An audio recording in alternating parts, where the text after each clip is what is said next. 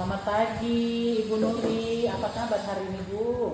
Selamat pagi juga Bu Kinar, kabar baik. Ada apa nih Bu? Ada yang bisa saya bantu? Iya, Ibu Nur. Syukurlah, Ibu. Saya bisa jumpai hari ini, Bu. Ya.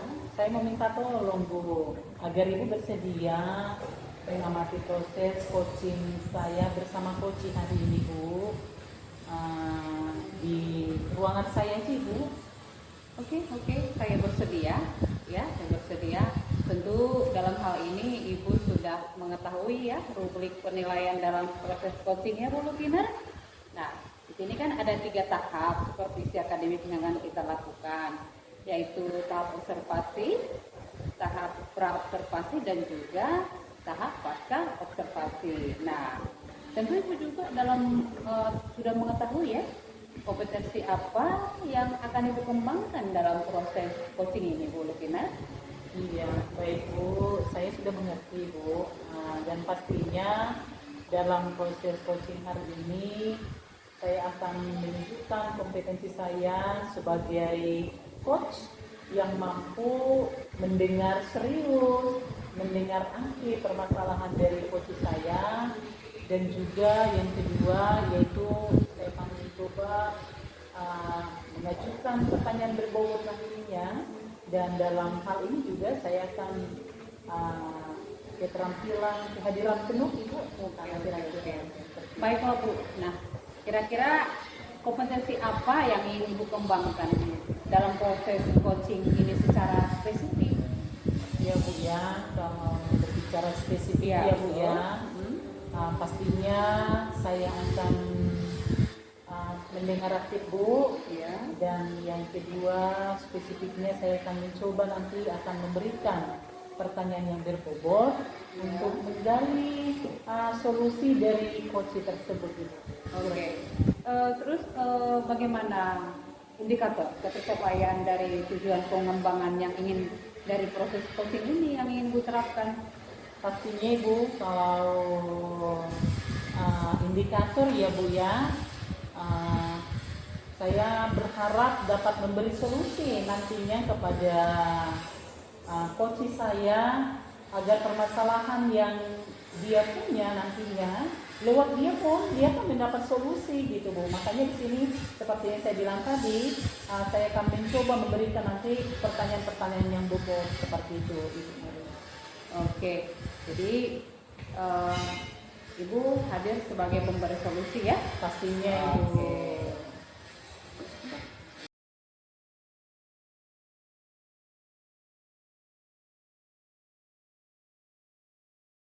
Bu Lukinar, bolehkah saya meminta waktunya sebentar? Boleh Bu Rusmin, ada apa ya? Sepertinya Ibu sangat serius loh Ibu, saya lihat.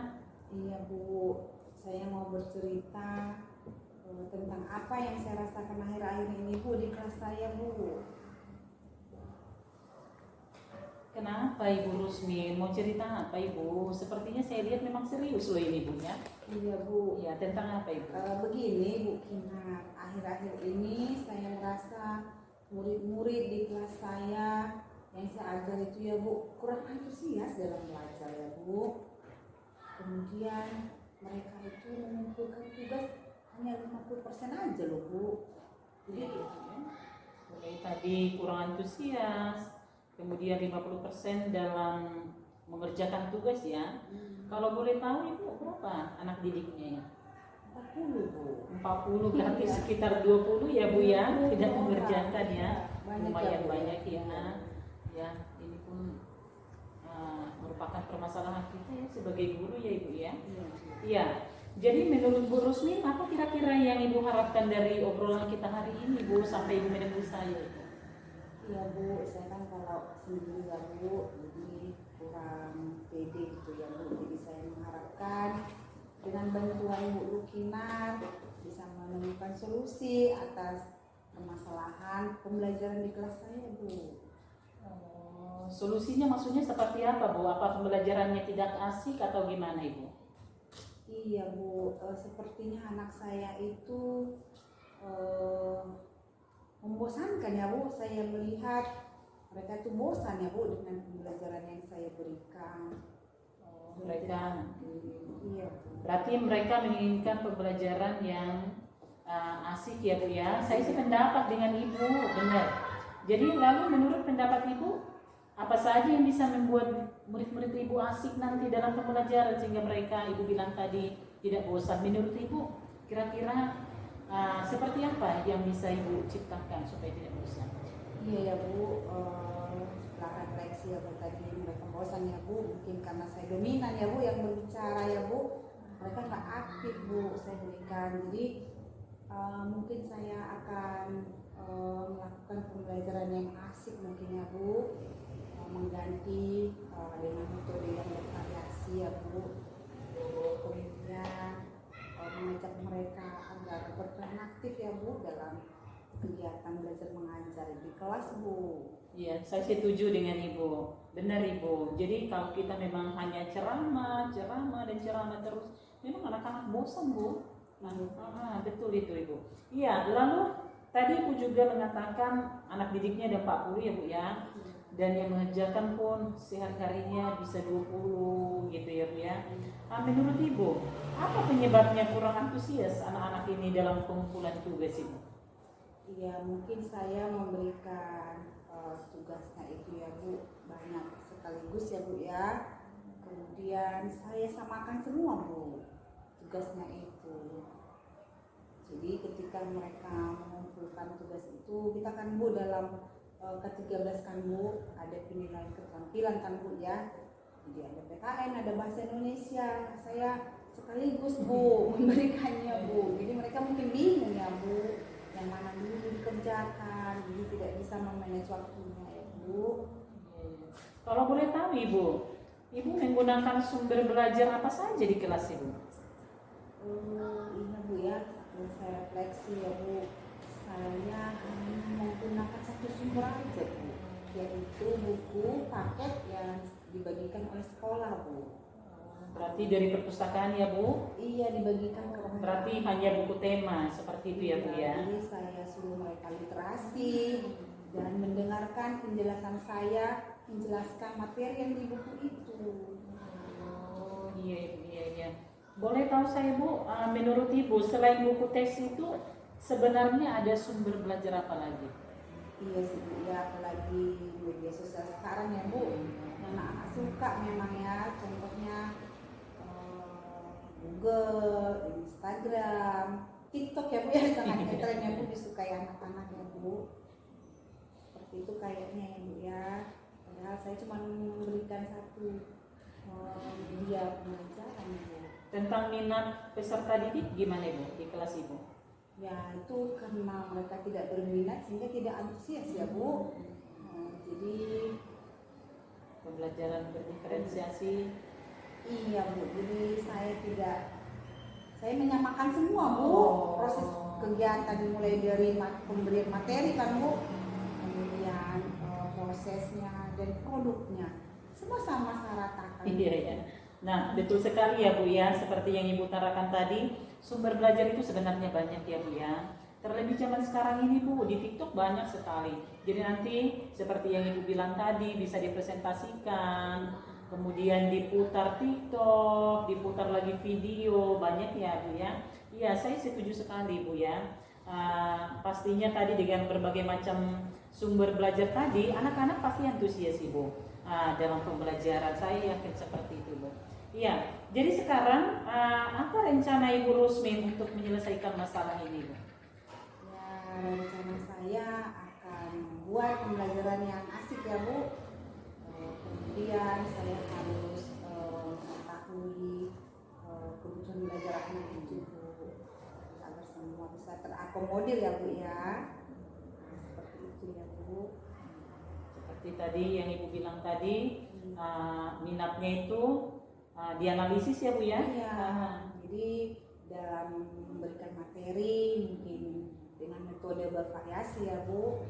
Contoh nonton YouTube, video gitu. Tentang kebutuhan belajarnya ini juga ya Bu ya. Iya. Jadi kadang mana yang minatnya membaca, Iya. ya, minatnya menggambar, ya, itu juga sangat bagus ya Ibu ya, bagus sekali. Dan semoga juga rencana Ibu ini berhasil loh Ibu Rusmin. Iya, Ya. mudah-mudahan, Iya. Bu. Jadi tentang komitmen Ibu, apa komitmen Ibu terhadap rencana Ibu ini? Iya, karena saya memang ingin mengubah diri ya Bu ya, agar menjadi guru yang bisa mengakomodir kebutuhan belajar siswa. Saya berkomitmen ya Bu, mulai dari merancang, membuat RPP saya yang mengasihkan, kemudian dengan membuat media pembelajaran yang seperti gambar, kemudian menonton video pembelajaran, dan mungkin dengan cara mereka bermain games Bu, jadi agar mereka itu tidak monoton ya Bu, bergerak gitu, ikut berperan aktif dalam proses pembelajaran. Itu komitmen saya ya Bu. Wah, bagus sekali loh rencana Bu Rusmin. Semoga berhasil ya Bu ya. Iya Bu. Dan pastinya saya sebagai coach Ibu juga sangat merasa senang. Ternyata Ibu punya kemampuan loh Bu. Dan solusi yang Ibu berikan tadi itu sebenarnya bisa memecahkan permasalahan peserta didik Bu di dalam kelas ya Bu ya. Saya berdoa Ibu sukses, semangat ya Bu ya. Semoga di kelas Ibu ada pembaharuan setelah ada pertemuan kita hari ini ya Bu ya. Iya Bu Kinar, jadi saya juga ingin berubah ya Bu Kinar, agar anak-anak saya itu merindukan saya di kelas. Nanti kalau mereka berpikir ibu guru sudah datang, takut gitu, saya nggak mau seperti itu. Zaman dulu ya Bu. Iya. Semoga sukses ya Bu Rusmin. Iya, terima kasih Iya. banyak ya Bu Kinar atas Iya, bantuannya. mantap Bu, semoga Bu.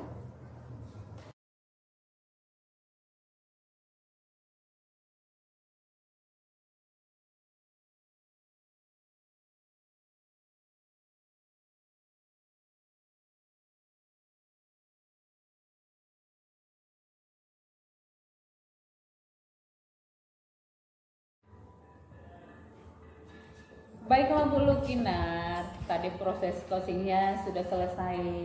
Bagaimana perasaan Ibu ketika proses coaching tadi?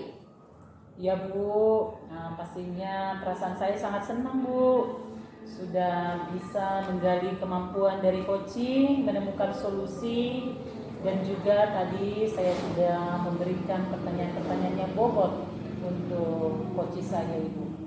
Iya Bu, benar Bu, saya juga tadi mengamati Ibu sudah memberi pertanyaan-pertanyaan yang berbobot untuk menggali kemampuan coach ya Bu ya, menemukan solusi atas permasalahannya dengan pertanyaan yang bersifat terbuka dan menjadi pendengar yang baik. Coach tadi bercerita dengan santai. Nah, Bu Lukinar, apa indikator ketercapaian dari tujuan pengembangan yang ingin tadi dari proses coaching ini?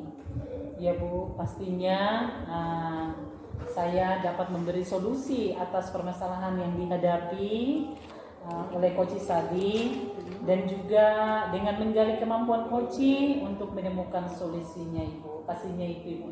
Oke. Dalam kesempatan akan datang ya, kompetensi apa yang perlu Ibu Lukinar kembangkan ini?